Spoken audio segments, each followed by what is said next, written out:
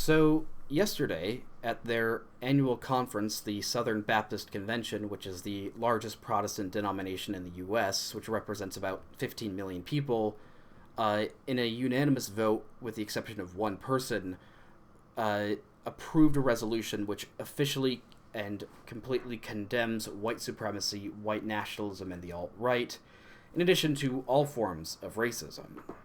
And I think it might be interesting, or I think I should lend sort of my insight and my take on this, considering that this is an issue, the whole race and the church thing. That's what got my channel started, and because I saw that a lot of Christians were moving way too progressive on this stuff last year and a half, and I felt like maybe I'm the only person speaking out against it, and so be it. And I've read so many articles on this. I really try and keep up with where this is going, and so basically, with the resolution itself, if we just take it isolated from everything else, from context, there's nothing in it that I really disagree with, because of the fact that I am not part of the alt-right, and I agree with them that genuine racism, genuine idea that whites are the master race, that whites are superior,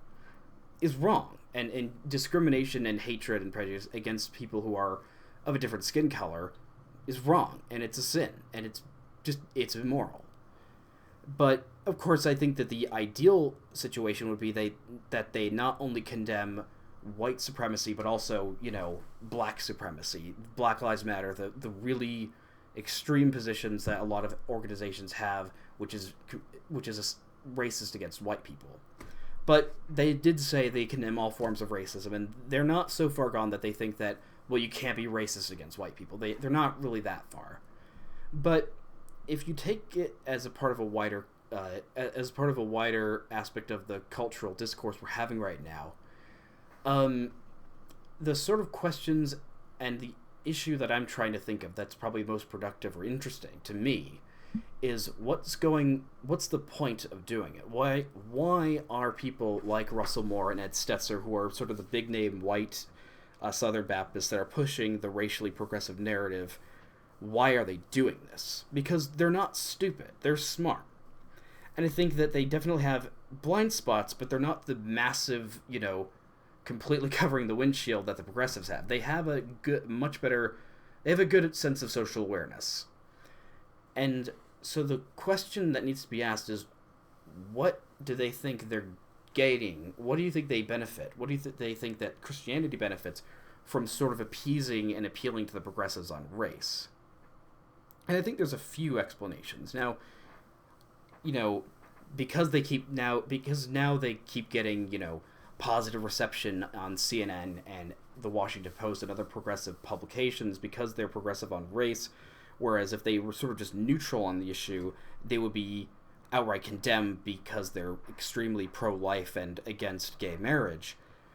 Now, I think we can probably rule out that this is an ego trip, that they're doing this just so they can sort of, be in the spotlight and get a lot of, sunshine from the progressives. Now, I could be wrong, and, who knows, maybe Russell Moore is really wrapped up in his ego as much as his archenemy Donald Trump is, but I think a more reasonable explanation of this is, first off, them trying to move towards ministry and focusing away from white people towards non-whites, trying to cater to that demographic, does sort of make sense, considering the fact that Christianity is moving away from Europe and North America towards Africa and Asia.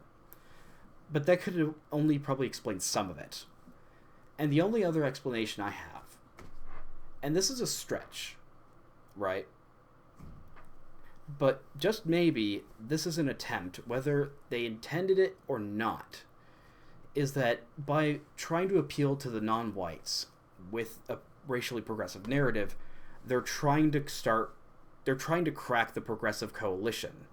That if Christianity can offer itself as a better alternative, if it has a better answer and has a better, if it can offer a better life and a better way forward for non-whites than the progressives, then that can start siphoning off support from the progressives towards Christianity. And I think that if it is intended, it's well intended, but I think it has the big mistake of this is that it's an underestimation of how strong the progressive coalition is and how much the idea of intersectionality, that all oppression, racial, sexual, Muslim oppression is all interlinked. I think it's an underestimation of how strong that is, because at some point, what's going to happen is that people like Russell Moore or Ed Stetzer are going to be placed with an ultimatum. They can either continue to have a progressive view on race, but if they do, they're going to have to abandon biblical orthodoxy when it comes to abortion and gay marriage. And I think that they're not going to do that. I think if it came to that, when it comes to that, they're going to start stepping back and they're going to sort of realize, okay, trying to decouple the issue of race from the rest of progressivism doesn't work. It actually starts trying to do the opposite, because you can start seeing the inklings and the mindset of a lot of conservative quote-unquote Christians that are progressive on race, like mommy bloggers and writers for Christianity Today. It'll start bleeding over into feminism, and then who knows in how long until that turns into heterodoxy. I don't think it's eventually. I think ultimately, again, the cooler heads are going to prevail, and people like Russell Moore, who is, again, he's not stupid, is going to realize probably fairly soon, a few years I would give it, that you can't be progressive on race but not progressive on anything else. You have to choose all or nothing. And I think that where we go from here, it is a conversation that Christians need to have, is how do we deal with race? Because it's not necessarily a theological issue in the sense of, like, okay, this position is clearly heretical and completely goes against what the Bible teaches, like something like human sexuality. But with race, outside of, like, genuine hatred and discrimination, which is sinful, saying, hey, I'm pro-refugee versus I'm against refugee, or I'm in favor of the Confederate flag versus I think I should be taken down. You can be a biblical Christian. You can be a completely orthodox Christian and be on either side of that issue. And so I think it really behooves us as Christians to figure out what the best strategy going forward with race is. Essentially, the way I've thought about it is that rather than sort of point to either the alt-right or the progressives going, hey, church, these people have the right answer, let's try and move towards them. Essentially, what Christianity needs to do is essentially state that, the way that the world, the secular world and secular ideologies are framing this is wrong, and it's leading to more strife and more suffering. But a genuine, unique Christian perspective, a Christian third alternative to these issues, I think that's probably the best way to go forward. Now, I don't know exactly what that looks like, but I think the important thing is to decouple ourselves from progressive mindset, because a lot of the people who are really well-intentioned that become progressive on race, that are Christians, the people they don't understand that the people that they're reading, the people that they're hearing stuff like white privilege and systematic oppression from, they hate Christianity. They despise probably every other one of your views, but they've sort of tricked you, not to be mean or anything, but they've tricked you into thinking that you can be progressive on race. And essentially, this is something that all Christians are going to have to face.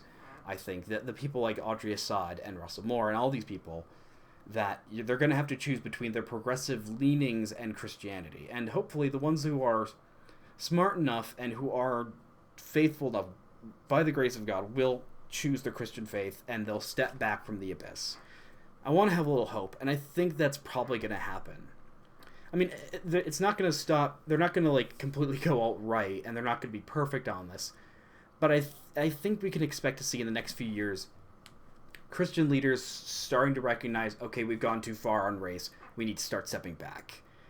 And so that's sort of my general thoughts on this. So tell me what you think in the comments, and ask me if I should be making more videos on religion, because I actually would like to do that. So see you guys next time. Diabana.